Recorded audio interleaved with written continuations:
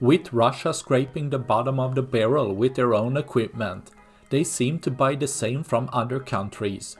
With the Desertcross 1000-3 vehicles bought from China, which is a small non-armored mostly open terrain vehicle, being able to transport few troops each, becoming a perfect target for Ukraine's drone army, which can easily catch up and hit this target as seen here, causing a long strain of fire to continue after the destroyed vehicle.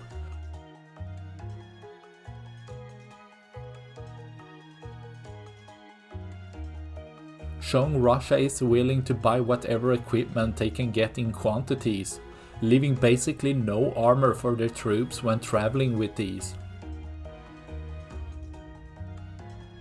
That's all I had for this video. Please like and subscribe for more. Thanks for watching. Bye.